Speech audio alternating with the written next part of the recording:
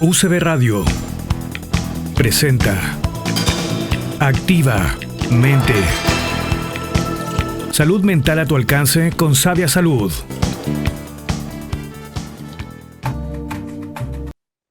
Hola, buenas tardes. Bienvenidos todos a un nuevo programa de Activamente en Radio UCB 103.5.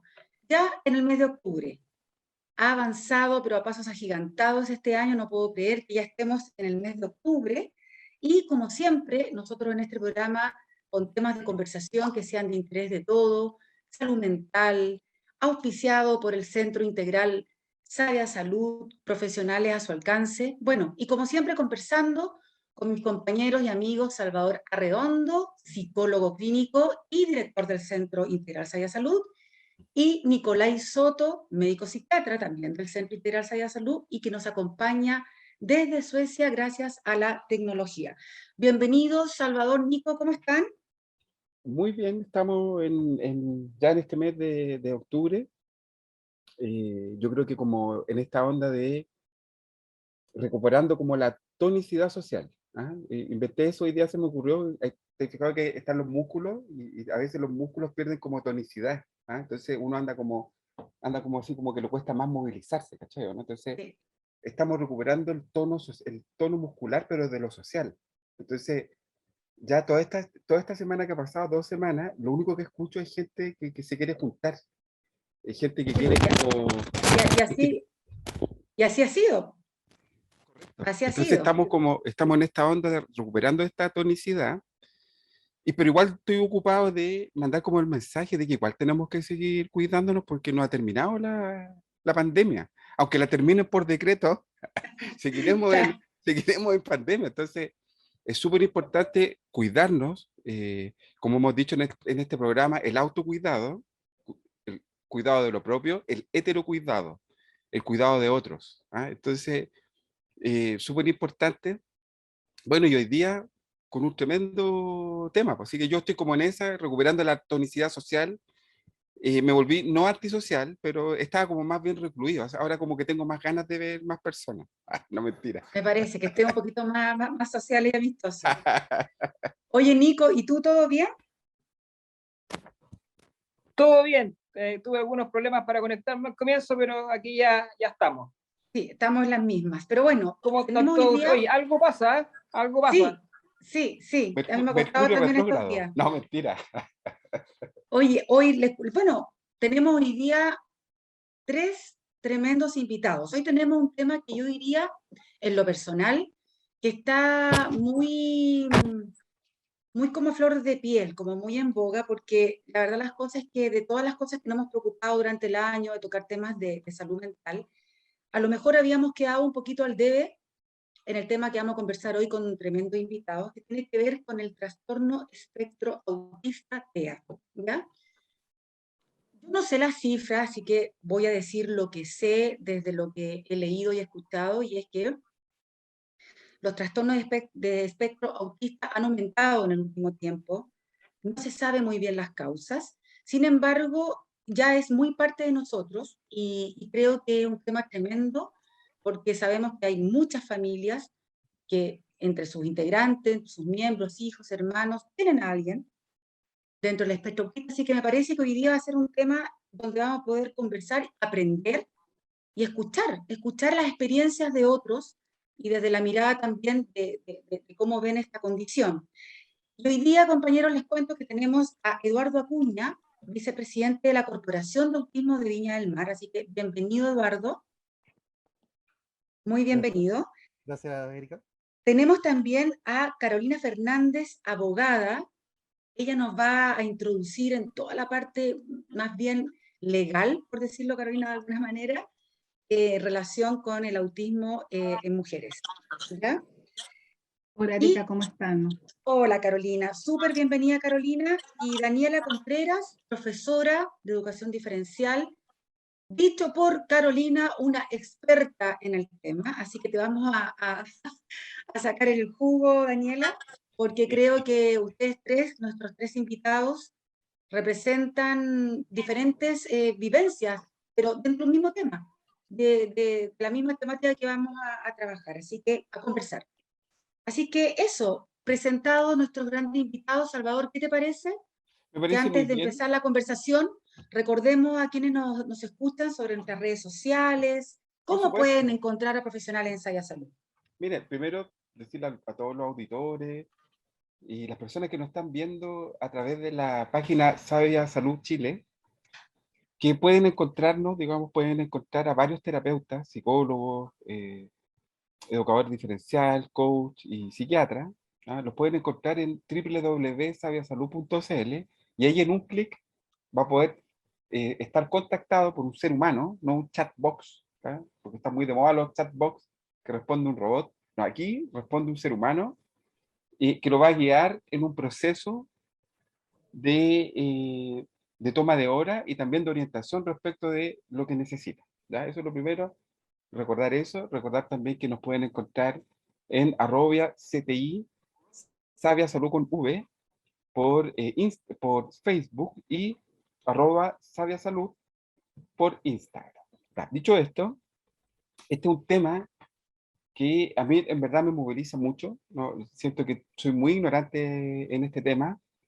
Eh, Algo conozco, sé que este tema del TEA está como situado en la neurodiversidad, ¿ya? Han habido muchas series de televisión también que nos han aproximado a este tema, ¿ya?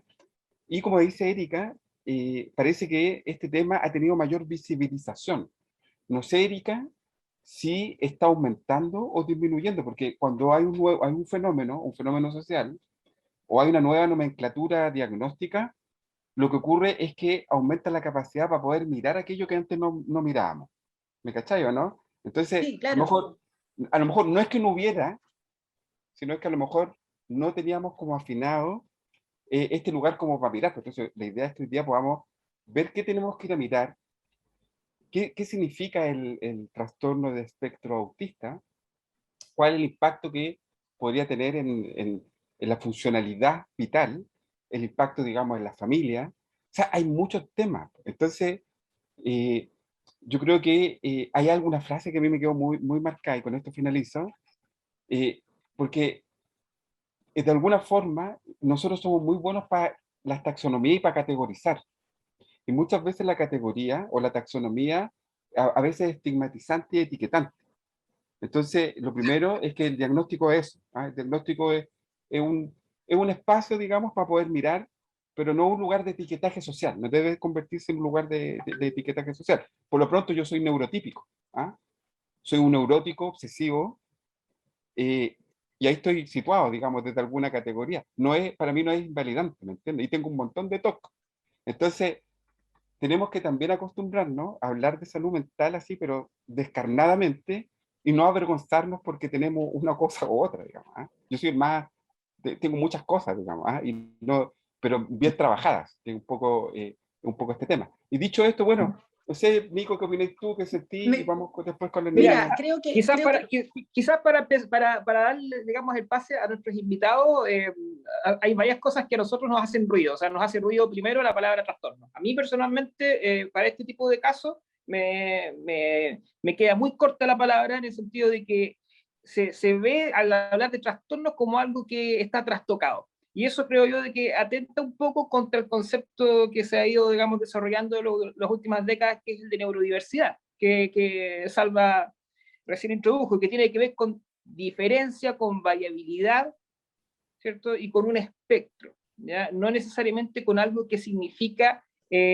un déficit, no necesariamente con algo que, Exacto. digamos, sumando y restando las distintas combinaciones de funciones que tenemos los seres humanos. Y visto de esa forma, yo creo de que es más fácil acercarnos con una mirada un poquito más inclusiva y un poquito más abierta a crear espacios también, o sea, responsabilizarnos como también personas diferentes que pueden ayudar a otras con otro tipo de habilidades y a lo mejor con otro tipo de ventajas relativas a desenvolverse en común. ¿Ah? Yo creo que visto así, podemos a lo mejor acercarnos un poco a este tema y no tan necesariamente desde la perspectiva oficialista, qué sé yo, del DSM o de otras nomenclaturas que existen. ¿Ya? Bueno, no sé, partamos Eduardo, conversando un yo creo que poquitito. sí, yo creo que Eduardo sería probablemente nuestro primer invitado a quien preguntarle y que nos cuente un poco, Eduardo, porque tú eres, aparte de ser vicepresidente de la Corporación de Autismo, tú eres papá de 3 hijos, de los cuales 2 tienen la condición de estar dentro del espectro autista. Entonces, yo creo que a todos nos interesa partir contigo para que nos cuentes desde esta mirada familiar y desde tu cargo también en la corporación, ¿cómo ves lo que hemos estado hablando? Bueno, primero que todo, muchas gracias por la invitación. Mira, a propósito de lo que estaban comentando, de la nomenclatura, de trastorno, voy a hacer un pequeño acercamiento porque obviamente uno como papá no se vuelve experto, pero sí ya conoce de ciertos aspectos, ¿ya? Al día de hoy la palabra trastorno está siendo eliminada, se está hablando de espectro autista y se habla de condición para, digamos, diferenciarla de lo que podría alguien denominar la enfermedad, porque al principio se consideraba enfermedad. Bueno, al día de hoy lo más actualizado, por lo menos dentro de lo que nosotros como familia sabemos, es de que ya se está hablando de espectro autista y condición, o condición de espectro autista también, pero la palabra trastorno también se está sacando, así que en ese sentido Nicolai tiene razón, en que yo no sé si es por una carga que tenga la palabra en sí o es por cuestiones más bien de que los médicos que van avanzando en este aspecto van decidiendo, digamos, cómo darle un mejor nombre. Mira, desde el punto de vista de la familia es complejo. Es complejo porque es todo un mundo que uno no lo conoce hasta que lo vive, hasta que le diagnostican a uno de sus hijos, o a 2, o a 3 en ciertos casos, de la familia que, oye, tu hijo tiene autismo, es autista. Esa es otra de las diferenciaciones, porque antes se hablaba de con autismo, ahora se dice derechamente persona autista, niño autista, persona en general. Y, y es complejo porque lo que uno puede considerar en un momento dado como una conducta típica de un niño, típico no sé, pues, el berrinche, eh, ¿cómo se llama? El desobediente, malcriado, esa típica lógica con la que uno vive porque uno fue criado así, no obedece a eso, sino que obedece a otros factores. Y ahí uno va conociendo, después digamos de que ciertos profesionales le dicen, ¿sabes qué? Aquí hay algo más, hay algo que no solamente obedece a una conducta, sino que algo hay. Y luego eso implica, digamos, empezar a investigar, averiguar a los profesionales. Ahí ya, por ejemplo, nos topamos como familia con un primer tema que es la escasa posibilidad, digamos, que otorga el Estado actualmente de poder hacerlo por la vía del sistema público, ¿ya? Normalmente todos estos diagnósticos se dan en el área privada, que son carísimas, son costosas porque son evaluaciones multidisciplinarias, donde intervienen psicólogos, terapeuta ocupacional, fonoaudiólogo, educadores diferenciales. Por lo tanto, uno ya tiene que contar, por ejemplo, con ciertos medios económicos para poder ¿cómo se llama? Ver si acaso efectivamente o no su hijo autista. Entonces, ahí ya nos encontramos con un primer problema con el diagnóstico mismo. Luego el diagnóstico pasa, digamos, ni siquiera es que los profesionales del área digan, o sea, porque ellos dicen, dan un informe perfecto, es autista, y luego no es que eso lo clarifique, ahí luego eso tiene que pasar a un neurólogo, y un neurólogo experto en el área, ¿ya? Y ahí ya tenemos otro problema porque hay escasez de neurólogos que conozcan bien del tema. Entonces hay una nueva batalla, digamos, de tener que tratar de conseguirse horas que son lejanas, digamos, uno pide una hora y tiene hora para meses, después de que uno la pide. Y también el aspecto económico, porque no todos los neurólogos en definitiva atienden por el área pública. Y entonces, ya en esa lógica nos encontramos con un primer, con esos como problemas que se dan, Y luego, como uno ya cuando recibe el informe dice, bueno, efectivamente es autista, ya, bueno, ¿y qué hago ahora? Porque tampoco hay un seguimiento, digamos, por parte del área pública. Entonces, ahí donde, como de cierta forma, nace la corporación con esa lógica que es la unión de los padres y familias en poderse ubicar y decir, bueno, oye, yo conozco a alguien que es autista, ya, y empezamos a generar redes, ya. Afortunadamente ahora tenemos los WhatsApp, tenemos correo electrónico, tenemos muchos medios de comunicación, por lo tanto es mucho más sencillo, y se da esto, digamos, que empiezan a comunicarse como padres, y a raíz de eso, digamos, después de ver los aspectos formales y legales, ya nos constituimos como corporación, primeramente con la idea de apoyarnos, y ya ahora, como corporación, con la idea de generar cuestiones de manera más activa, espacios donde nosotros podamos eventualmente otorgar alguna especie de terapia y ayuda a nuestros socios, nos traspasamos información, nos damos tips, digamos, de cuestiones que le pasan a un papá y que o los otros papás no saben de qué se trata. Es todo un mundo nuevo al que uno entra, o sea, digamos, de no conocer nada, uno en un año ya conoce bastante, porque uno busca información, es súper constante en eso. Así que, no sé si he podido responder, pero, porque hay mucho Súper, detrás Eduardo, de eso, sí. Lo que pasa es que pero es va por bonito lo ahí. que cuentas porque cuando uno arma corporaciones por un motivo común, la idea, siento yo trabajé en una corporación, entonces siento que la idea de cuando los papás hacen esta unión tiene que ver con hacer el recorrido acompañados también.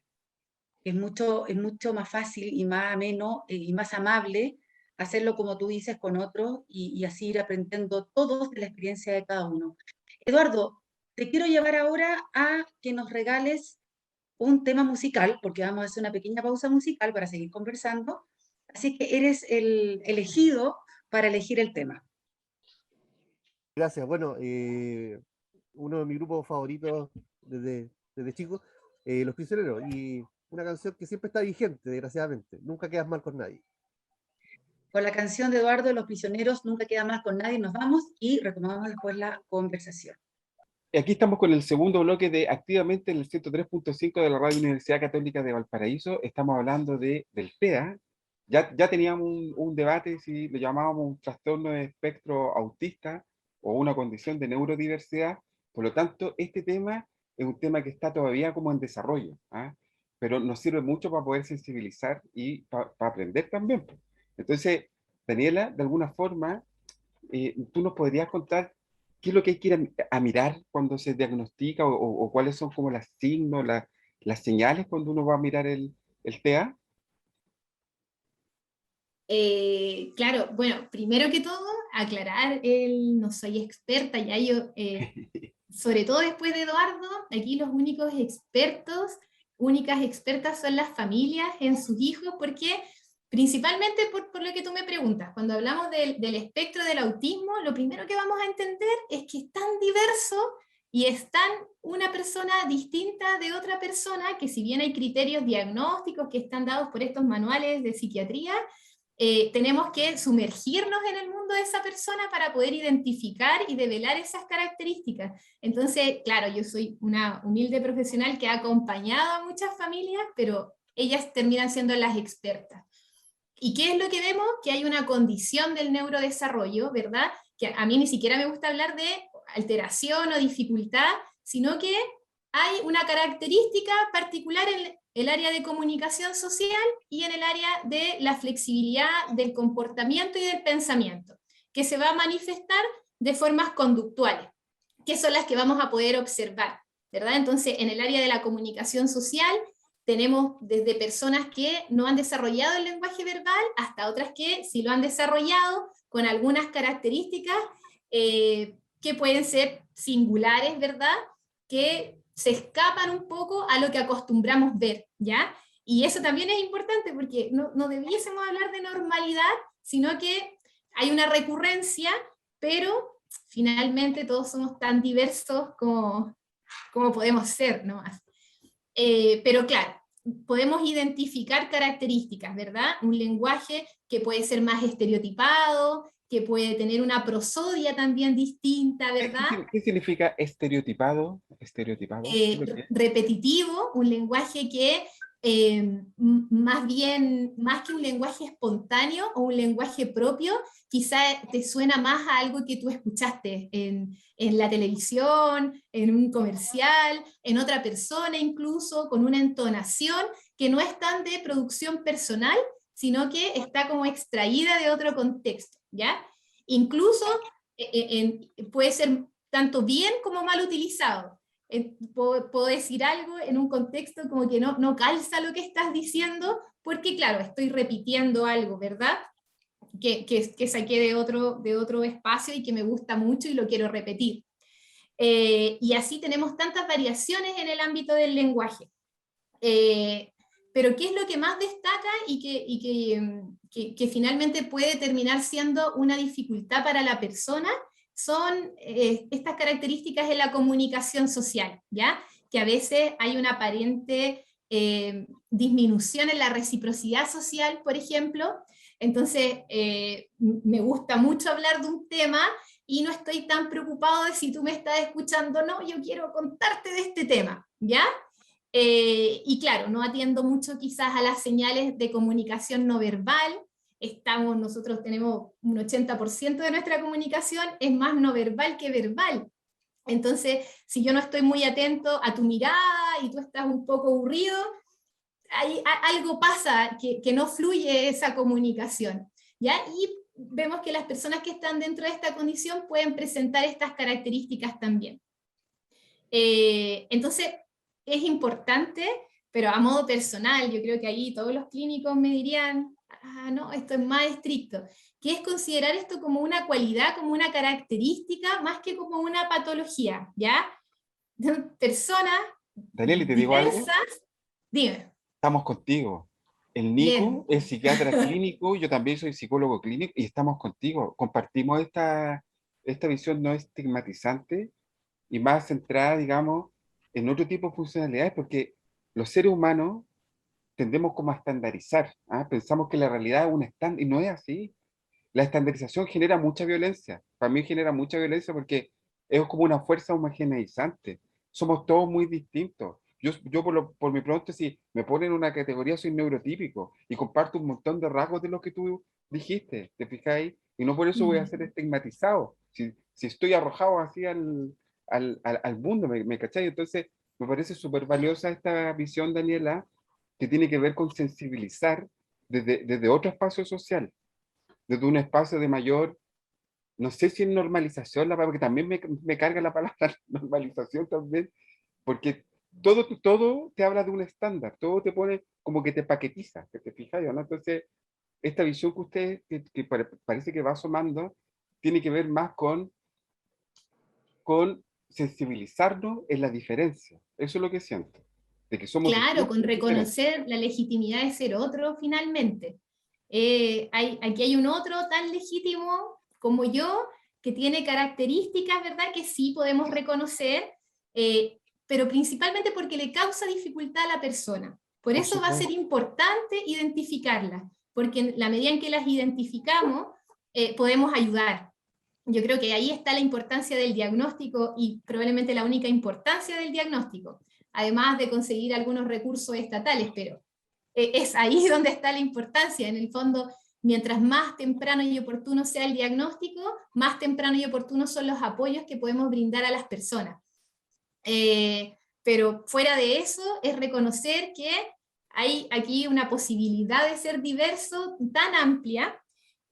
Bueno, para cerrar la idea de estas características, está también la dificultad para entender, para comprender las relaciones sociales, ¿ya? A cabalidad, así como qué significa ser amigo, qué significa tener una relación amorosa, ¿verdad? Entonces, como lo comprendo distinto, no mal, puedo fracasar al relacionarme con un neurotípico que tiene una comprensión distinta también, ¿verdad? Entonces, el no tener este código en común es lo que genera la dificultad, en el fondo. Claro, y la otra área, en el fondo, perdón, Salva, No, y que de alguna forma me gustó eso del código común. Es que me gustaría preguntarle algo a la Carola también. Me gustó esto del código común porque de alguna forma la creación del código común es obligación, siento, a lo mejor ustedes me pueden corregir, es obligación de lo que hemos vivido estandarizando a los demás. No sé si me explico, o sea, la nomenclatura, la taxonomía deja algo fijo y afuera, ¿me entendió, no? Entonces, somos nosotros los que tenemos que ser más como inclusivos, que en el fondo eso es. O sea, somos Es que nosotros los que sí. tenemos que tener el código para poder como lidiar. ¿Te fijas o Es no? que, es que tal cual, Para poder manejar la situación también, Eso, porque o sea, si nosotros desde distintas aristas somos profesionales con distintas áreas, ¿cierto? Distintos ángulos para poder enfrentar una dificultad determinada, necesitamos un lenguaje común. Por eso que, o sea, si bien podemos ser críticos, por otro lado también es bien importante que haya algunos consensos, y claro, a lo mejor no todos quedamos conformes con la mirada, porque de eso se presta o con el lenguaje, con el léxico para referirnos a ciertas situaciones. Pero con todo, o sea, pensemos, digamos, en lo que estamos haciendo en este momento, que tenemos miradas completamente diferentes, miradas, digamos, desde la familia, miradas desde lo profesional a un nivel, a un nivel clínico, a un nivel de lo legal, o sea, etcétera. ¿Ya? O sea, y que nos concertemos en algo en común también hace que sea necesario buscar ese lenguaje, ¿ah? Ese código, como estábamos conversando. claro, Oye, y tienes razón. oye, está excelente. Oye, y en ese sentido, lo que pasa es que quiero preguntarle a la Carolina para que esté acá está con nosotros. Te quiero preguntar desde lo que has escuchado, ¿cómo te hace sentido respecto también del proyecto que tú estás ahí desarrollando, Carolina? Claro, mira, es que está todo unido, porque precisamente, a ver, el sistema judicial en general, que es lo que yo más o menos les quiero comentar, pero luego para retomar la idea de la Dani, para que pueda terminar, está ideado, funciona en base a que la gente en general se da a entender de una manera, ¿ya? Que es como se puede entender la normalidad o las personas neurotípicas, ¿ya? Entonces, para un juez que no esté capacitado o no entienda, no sepa la existencia de la condición del autismo, las características particulares que tiene la condición, cómo se presenta tanto en hombres como en mujeres. Si, por ejemplo, una mujer no está diagnosticada, ¿ya? Cosa que ni siquiera ella misma sabe que tiene la condición, ¿cómo va a percibir el juez una declaración, por ejemplo, o la intervención de una mujer como víctima, como testigo, como usuaria del sistema judicial, ¿ya? Si quienes trabajan en tribunales, los operadores, etcétera, no están capacitados o no cuentan con las herramientas para poder acoger y entender el contexto en el que ocurrió, por ejemplo, un delito e intervino una persona autista, ya sea como víctima, como victimario o como testigo, ¿ya? Eso es súper importante, porque ahí entran en juego la desinformación, los prejuicios. ¿Por qué esta chica no fue capaz de decir que no cuando intentaron violarla? Porque quería comentarle el caso de una chica que fue violada en España, y en definitiva el autor, digamos, el victimario, quedó eximido de responsabilidad penal, absuelto, porque la chica era autista, pero el juez entendió que no fue lo suficientemente clara en negarse en el acto. La chica no pudo decir que no y decir no, no quiero, sino que ella negó su decisión de acceder subiéndose los pantalones. ¿Ya? Ella en su estrés, en su angustia, no pudo representarse es todo un contexto en el que se da esta situación, para aclararlo, pero ella no pudo decir que no pudo resistirse, se subió a los pantalones como 3 veces, ¿ya? Entonces el juez dice, esta chica no fue categórica, no dijo que no, pero claro, no dijo que no como el juez esperaría que lo hicieran las personas que son neurotípicas, ¿cierto? Entonces, esa sutileza es eso que algo nosotros no vemos, ¿ya? Porque, ¿qué hacemos? Todos quienes tenemos esta visión general y creemos que lo normal, ¿cierto?, es como nosotros nos damos a entender, ¿ya? Pero no como lo hace una cantidad enorme de niños, y en este caso, como estábamos hablando de mujeres, que de ahí el tema, porque son las que están más invisibilizadas, ya por lo que les decía la Dani. Y es un tema extremadamente delicado, no solo a nivel mundial, sino que a nivel país. O sea, yo no puedo esperar que una persona autista me vaya a explicar a mí que procesa mentalmente de manera distinta a la mía, cómo ella procesa. No sé si me explico, ¿ya? No obstante, ella dice que no, pero de otra forma, ¿ya? Y por ese lado va a tratar de abordar esto y representar la existencia de esta condición y de que tenemos que nosotros acercarnos a esta visión, a esta realidad. No esperar que ellos lo hagan porque ellos no lo van a hacer. Eduardo, que es papá de niños con autismo, entiende esto en ese sentido, que uno tiene que incorporarlo y oírlo, uno adecuarse, no ellos a nosotros. Hay un vacío, Carolina, perdón, Salvador, hay un vacío, Carolina, Caro, un vacío en la parte legal, o la parte judicial, mejor dicho, que tiene que ver con lo que tú cuentas, porque efectivamente, si el común denominador no conocemos esto, me imagino lo que debe pasar en esas áreas y en otras más también. O sea, afortunadamente está la carrera y la profesión de educación diferencial, lo que hace Daniel, y que se introduce y puede generar un espacio como de aprendizaje. Pero efectivamente imagino que debe haber una cantidad de vacío y que uno esperaría, o uno pensaría que en España puede haber sido distinto, y tampoco lo es, digamos, tampoco lo fue por el caso que tú estás contando. Entonces, por eso yo creo que la importancia de generar esto un aprendizaje. Yo una vez leí, antes de irnos a la pausa comercial que tenemos que irnos, y una vez leí algo que me hizo mucho sentido con la condición del autismo, y que relataba que no era una enfermedad, ni era efectivamente un trastorno, sino que es una forma de ver la vida distinta, una forma de ver la realidad distinta. Y por ejemplo, cuando tú ves, o cuando uno recuerda cuando leía El Principito, ¿qué es lo que era eso? Era ver la vida de una manera distinta, o ver los hechos de una manera distinta.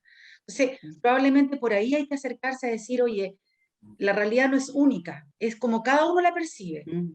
Tú la percibes de una manera, probablemente por tu profesión, yo de otra por lo que hago, o por mi crianza, o por de dónde vienes, o por culturalmente distinto. A lo mejor por ahí también tendríamos que empezar a tener esta apertura mental, de decir, acá no hay trastornos, sino que hay formas también de percibir la realidad de maneras distintas. Bueno, dicho esto y siguiendo que tenemos que seguir con la conversación, ¿les parece que nos vamos a la pausa comercial? Salvador, Nico, y retomamos esta interesante y profunda conversación.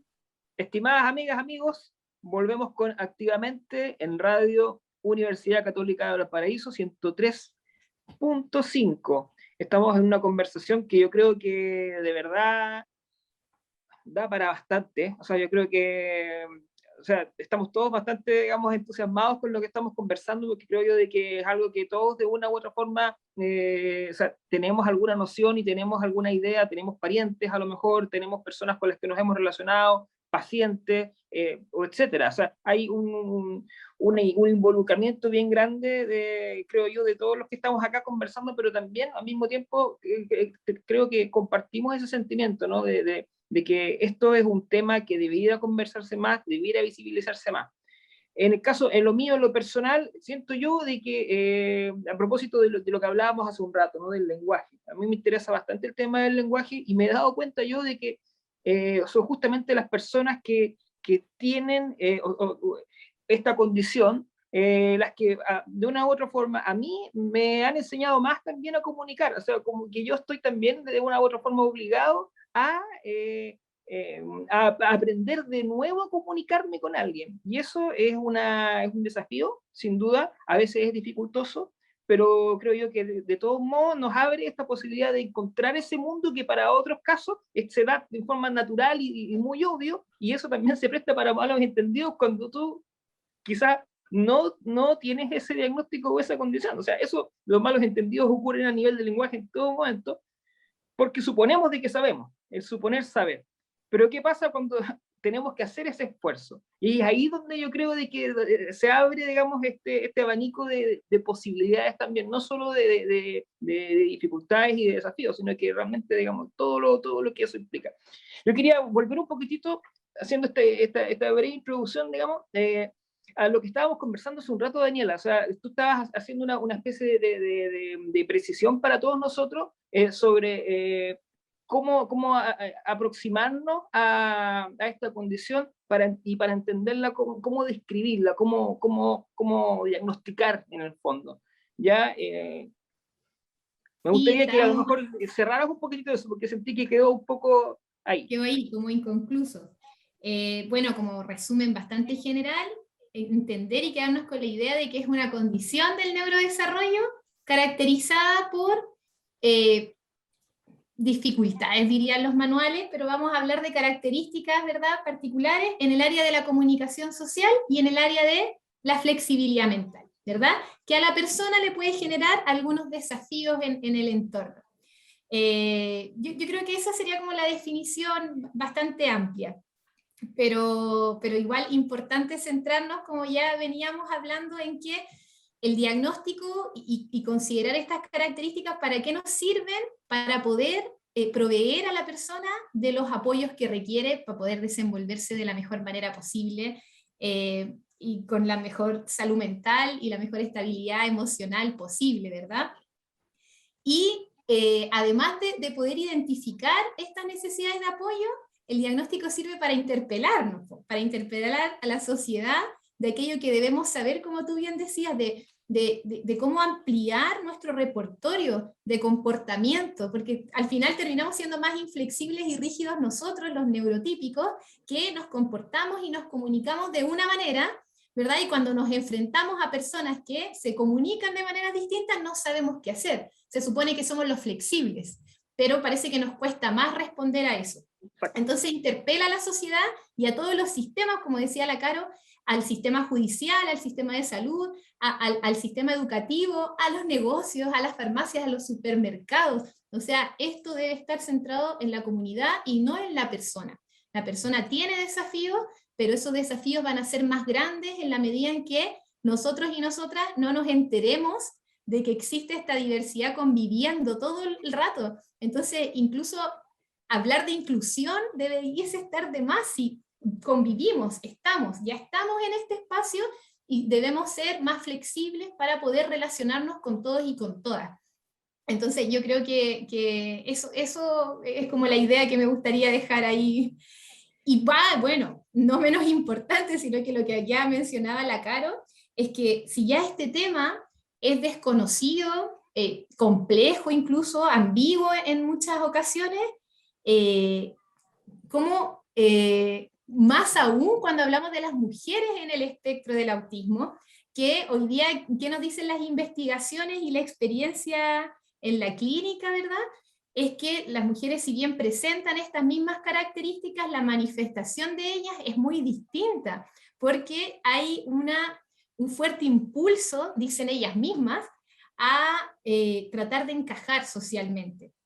Entonces, estas dificultades que veíamos en los hombres, en las mujeres parecen no estar tan evidentemente, incluso en las pruebas, ¿verdad? En las pruebas estandarizadas que se utilizan para determinar el diagnóstico, porque utilizan mecanismos de camuflaje. Entonces, más interpelados nos vemos, o sea, si ya los profesionales de todos estos ámbitos no estamos formados para pesquisar y atender a las personas dentro del espectro, más vulnerables son las mujeres dentro del espectro.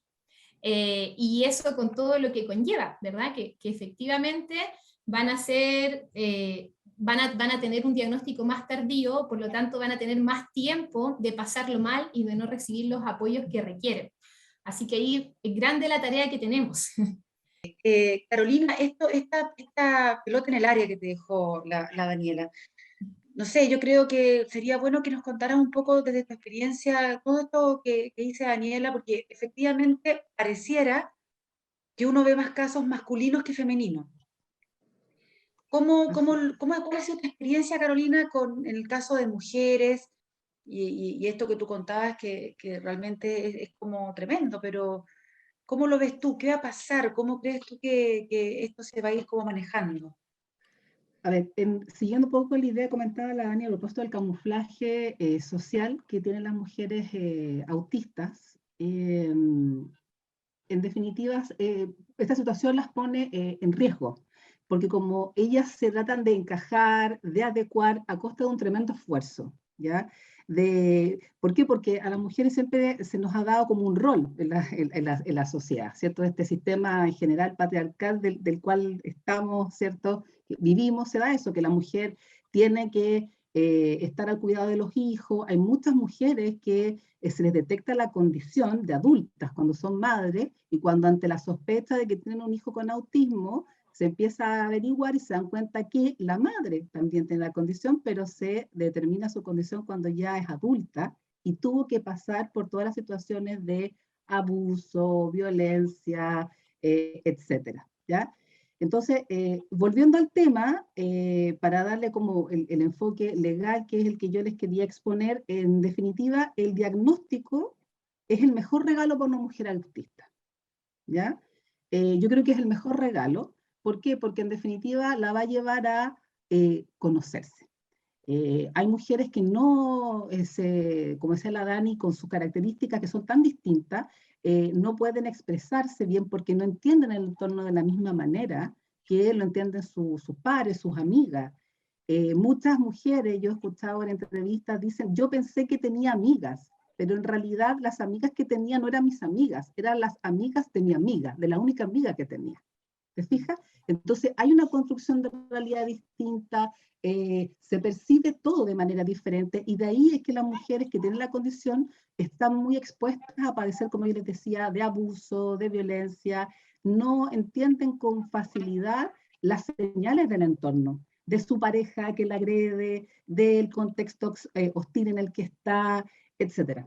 Entonces, de ahí que es súper importante la situación de la educación sexual, por ejemplo, de las niñas y las adolescentes, para poder atender y reconocer situaciones de riesgo. Por ejemplo, yéndonos al tema de la situación de los tribunales en familia, por ejemplo, vuelvo al tema de que es importante que existan protocolos de intervención de personas autistas. Por lo que yo les decía, por ejemplo, si se va en un tribunal de familia, un juez tiene que determinar un régimen de regulación de directa y regular, lo que se denomina régimen de visita, porque sus padres, por ejemplo, están separados, y hay un hijo autista. Es vital que el juez sepa cómo puede entender o puede procesar la información de este niño respecto al cual se va a determinar que estando su papá separado, ¿cierto? Va a haber un régimen de visita, tal día va a pernoctar con el papá y tanto tiempo con la mamá. Eso le genera una situación al niño de ansiedad, de desregulación. ¿Se evalúa eso o no se evalúa? Muchas veces no se evalúa. ¿Ya? Y ahí está súper importante porque no es lo mismo que un niño neurotípico se vaya con su papá a dormir una semana, 2 semanas y la saquen de su dormitorio, a un niño autista que sí requiere el confort que le puede dar su espacio, ¿ya? Estos son temas prácticos, temas, datos que se van dando, que uno va investigando, va escuchando, pero son temas que es muy importante crear esa conciencia a los tribunales, a los operadores, a policías que tienen que, ¿cierto?, tomar o dar la primera atención a una persona que ha sido víctima de algún delito, cómo poder contener. O sea, es un tema que dada las características tan únicas de las personas en el autismo que se van de distintas maneras súper distintas. Como decía la Dani, hay mujeres que son súper extrovertidas o hipersensibles, otras son súper hiperempáticas y otras que no van a hablar, no se van a expresar. A propósito también de un estudio que estuve leyendo, se comentaba, por ejemplo, que muchas mujeres que padecen, por ejemplo, violencia de su pareja, de su entorno más cercano, de su familia, mujeres autistas, muchas veces no cuentan que están padeciendo de violencia porque a veces no entienden que esto que están padeciendo es violento, ¿ya? o porque no saben cómo contarlo, ¿ya? O bien porque les da vergüenza. ¿Te fijas? En Chile, por ejemplo, que a mí me llamaba la atención y me llama mucho la atención, no hay un número estimado o de cuántas mujeres y cuántos, en general, cuál es la población autista que existe. No existe para poder hacer un catastro. No hay una ley de autismo, ahora se está trabajando en un proyecto de ley de autismo, Eduardo lo debe saber, y bueno, en realidad estamos hace mucho de tiempo incluso celebrando un poco el Día Nacional del Autismo y no tenemos ley de autismo. No hay régimen de salud, prestaciones de salud de ISAPRE, FONASA, que pueda soportar la cantidad de gastos y terapias que se requieren para poder abordar bien una vez que ya está el diagnóstico. La detección, por ejemplo, precoz del autismo es fundamental. Hay estudios que dicen que a los 30 meses, claro, sí, del nacimiento, creo que se está detectando entre los 3 y 4, entre 3 a 6 años se está detectando el autismo, y ya se pierde tiempo de poder intervenir a los niños cuando debería hacerse por especialista, por ejemplo, al momento de hacer el control de niños sanos. O sea, faltan muchas políticas públicas, serias, reales, como tú decías al inicio, Erika. Hoy por la pandemia uno entiende que se ha perdido bastante la atención o el foco en temas de salud mental y en este tema, siendo prioritario, porque es de salud pública, es de salud mental. Entonces, y evidentemente ahora está de foco la migración, la pandemia y otros temas que también son relevantes, pero esto debió haberse abordado desde hace mucho tiempo y no está. Entonces, da para mucho. Es un tema tiene distintas aristas en realidad. Da la sensación de que hay como una desprotección, o una falta, claro, de protección. Total. Que es importante, porque si el sistema judicial no está preparado, pucha, todo mal po, en el resultado, me imagino yo. Y claro, lo que pasa es que vulnerante. claro, mira, lo que pasa es que no puedo tampoco satanizar el sistema, porque tampoco es justo ni sería lo adecuado, porque no es así, sino que en casos como estos es importante que las personas estemos, y me incorporo, estemos todos los profesionales capacitados para entender este mundo diverso que es parte de nuestra. A eso me refiero. No tener la mirada centrada en que solamente la gente se expresa como nos expresamos nosotros y que nos entienden como nosotros entendemos a los demás. Hay que ampliar la mirada, ¿ya? Y la mirada significa, yo neurotípico me expreso de esta manera y me hago entender así, pero a la inversa hay otras personas que procesan mi información de manera distinta, pero que se pueden dar a entender con apoyos, con guías, con terapias, con pictogramas. Dani, nosotros decimos en tribunales, por ejemplo, faltan pictogramas, que se puedan, para que los chicos se puedan guiar, etcétera. O sea, en realidad hay muchas cosas por hacer, pero Sí, me refiero a eso, a que haya personas que se han capacitado, ¿ya? Eso. Perdón, claro, que en esa misma línea, que el foco está en primero entender que somos una población diversa y, perdón lo majadera, pero es centrar la mirada en lo comunitario, porque cuando uno construye una sociedad pensando en eso, no vamos a pensar en un apoyo para quien tiene tal, sino que generamos ya una sociedad que incluye a todos y a todas. Entonces, claro, obviamente vamos a construir edificios con más ascensores y menos escaleras, pensando inmediatamente que hay personas que van a poder acceder aún teniendo una dificultad motriz, por ejemplo, ¿verdad? Entonces, el tema de los apoyos visuales, que son un recurso fundamental para las personas que están dentro de la condición, si es que lo entendiésemos, de verdad, estaríamos llenos y nos sirven a todos, a todas. Entonces, no debiésemos estar pensando ni siquiera en recursos sino que en una idea de verdad de mundo, posibilidades, una idea de posibilidades para todos, que alcance, entonces, claro. Igual Tendremos que hacer alguna campaña.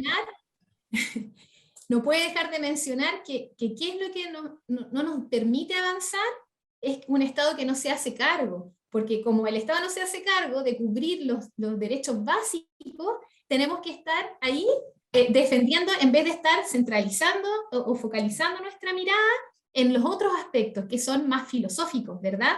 Que tienen que ver con construir una sociedad distinta. Entonces, no, pues tenemos que estar peleando para que se realicen diagnósticos tempranos, ¿verdad? Que el sistema de salud pueda cubrir, que el sistema educativo pueda cubrir, que los profesionales se puedan preparar, porque no hay políticas públicas, no hay una visión desde arriba que nos permita satisfacer algo que es, pero básico, si es un derecho. Perfecto. Entonces, eso es lo Ley que no de nos salud permite mental. avanzar hacia una sociedad más inclusiva, creo yo. Ley de Perfecto, salud perfecto. mental. Oye, Necesitamos. y en ese sentido, Eduardo, porque ya estamos cerrando el programa, nos quedan un par de minutos, ¿cuál sería, desde lo que he escuchado, porque te escuchamos en un rol, pero desde tu experiencia, viviendo, digamos, con hijos que están como en esta situación, vamos a decir, ¿qué nos podría aportar, Eduardo, respecto a tu mirada, digamos, de lo que tú has aprendido? Bueno, mira, hay mucho que puedo decir. La verdad que en las intervenciones de Carolina y Daniela quería decir algo porque siempre es importante aportar Dele, lo que ellos decían, pero bueno. dele nomás, dele, diga nomás. Mira, a ver, voy a tratar de ser lo más breve posible. En cuanto a la prevalencia entre hombre y mujer, el autismo, hasta donde yo sé, es una mujer por 4 hombres autistas. Esa es más o menos la relación. No sé si tendrá que ver lo que señalaban ellas en cuanto a que la mujer como que de alguna forma es más difícil La detectar detección. autismo, no. Pero eso es más o menos lo que yo sabía en cuanto a proporción. En relación es cierto, no hay políticas públicas en casi nada, ¿ya? Nosotros como corporación estamos luchando a nivel local y a nivel nacional. Les cuento, digamos, que nosotros somos una corporación que, digamos, somos de familias de Viña del Mar, pero también de otras comunas aledañas como Valparaíso, Quilpué, hasta San Felipe tenemos.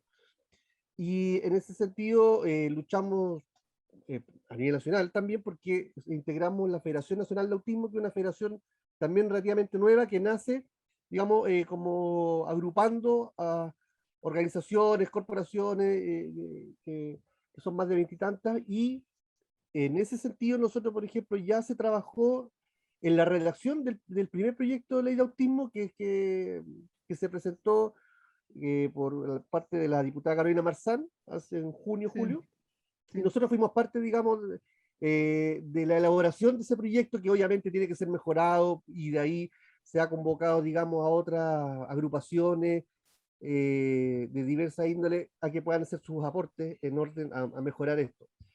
Ahora, del punto de vista de la experiencia como papá, es súper complejo. Te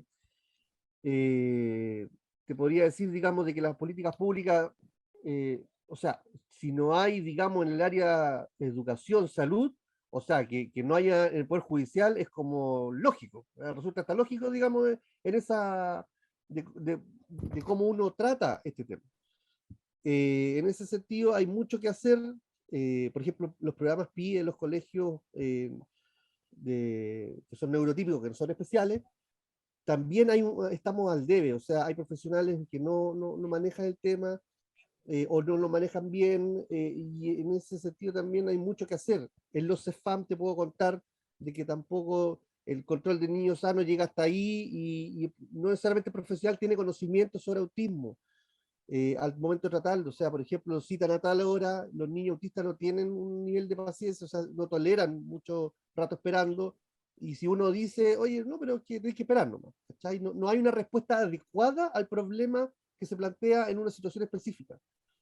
No sé, si uno, por ejemplo, no sé, son tantos los problemas que hay y tanto por hacer en el fondo que cualquier cosa que hagamos es buena. En ese sentido, nosotros te podemos contar que, por ejemplo, el día jueves 30 de septiembre tuvimos una audiencia, una reunión con la alcaldesa Rivamonti de Viña del Mar. Bueno, ella después se integró y le hicimos una serie de planteamientos que nosotros ya le habíamos hecho en su oportunidad cuando era candidata. Y tuvimos una súper buena acogida en relación a lo que habíamos tenido antes, que fue una súper mala experiencia.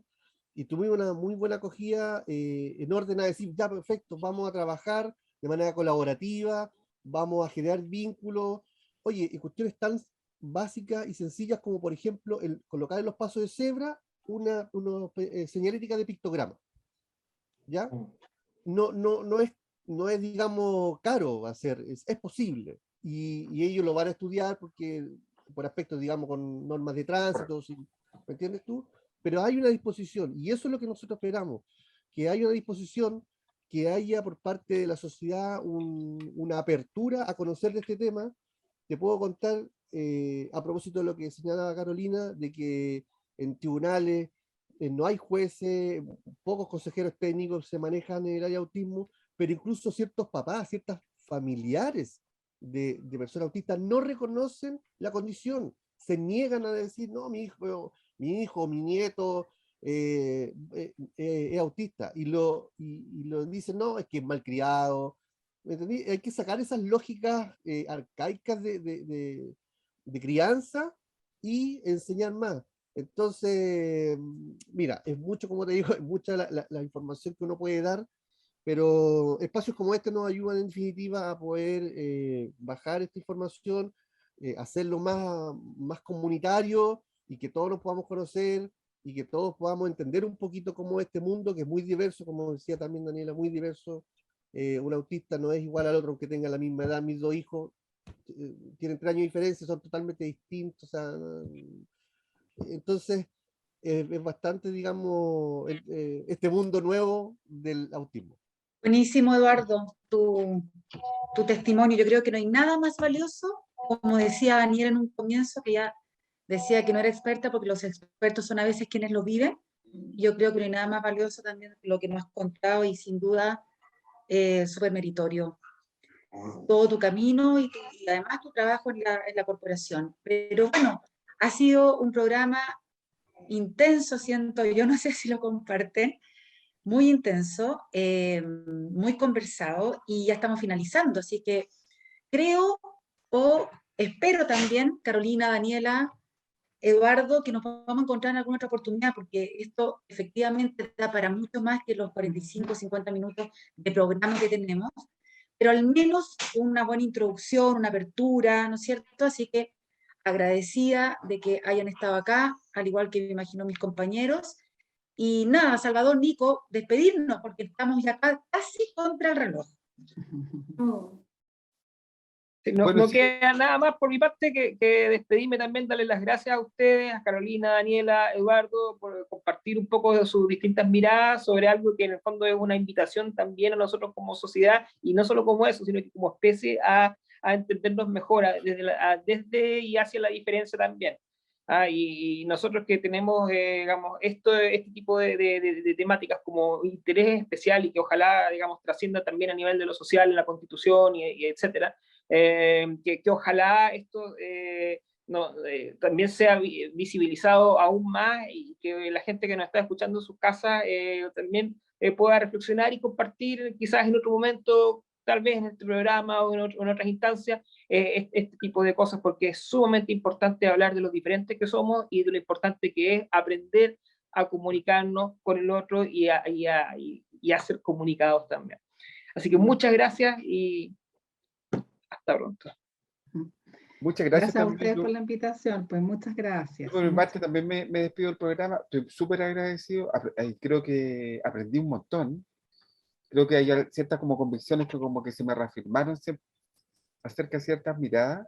Y obviamente que el espacio activamente va a seguir abierto para que sigamos conversando en esta plataforma o en otra plataforma. Así que vamos a seguir seguramente con un ciclo completo, digamos, en este tema. Ya nos pondremos de acuerdo. Así que yo muy agradecido, Carolina, Daniela y Eduardo, por la generosidad también de ponerse a cabo, ¿ya? Muchas gracias. Gracias. Gracias a Carolina, ustedes. Daniela, Eduardo. Perdón, Quiero Daniela. agradecerles la instancia. Como decía Eduardo, es necesario abrir todos los espacios, todos. El trastorno, hablar de trastorno nos invita a huir. Yo creo que hoy día nos quedamos con otra mirada para las familias que están comenzando, para las familias que tienen dudas.